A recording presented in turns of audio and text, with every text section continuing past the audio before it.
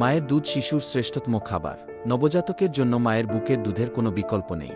শিশুর পরিপূর্ণ বিকাশে বুকের দুধ খাওয়ানোর গুরুত্ব অপরিসীম। মায়ের দুধের অ্যান্টিবডি শিশুর প্রথম টিকা হিসেবে কাজ করে, শিশুর দেহের প্রয়োজনীয় পুষ্টি নিশ্চিত করে।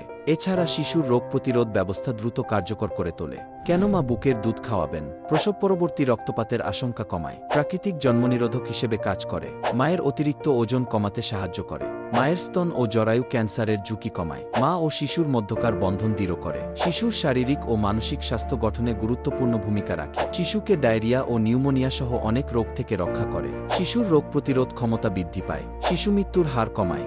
এটি অর্থনৈতিকভাবেও সাশ্রয়ী এবং দুধ তৈরির আলাদা ঝামেলা নেই। শিশুর ক্যান্সার, ডায়াবেটিস, স্থূলতা, উচ্চ রক্তচাপ ইত্যাদি ভয়াবহ রোগ হওয়ার সম্ভাবনা কমে যায়।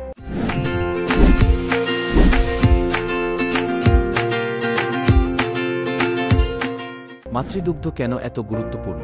মায়ের দুধে শিশুর বেড়ে ওঠার সব উপাদান যেমন আমিষ, চর্বি, ভিটামিন, রোগ প্রতিরোধকারী উপাদান, পানি, সহজপাচ্যকারী উপাদান ইত্যাদি সুষমভাবে থাকে। এতে একজন মায়ের বুকের দুধ খাওয়া শিশু সুস্বাস্থ্যের অধিকারী হয়ে বেড়ে ওঠে। পাশাপাশি এসব শিশুদের রোগ প্রতিরোধ ক্ষমতাও অনেক বেশি থাকে। এর ফলে ডায়রিয়া, নিউমোনিয়া, অপুষ্টিজনিত সমস্যা থেকে রক্ষা পায়।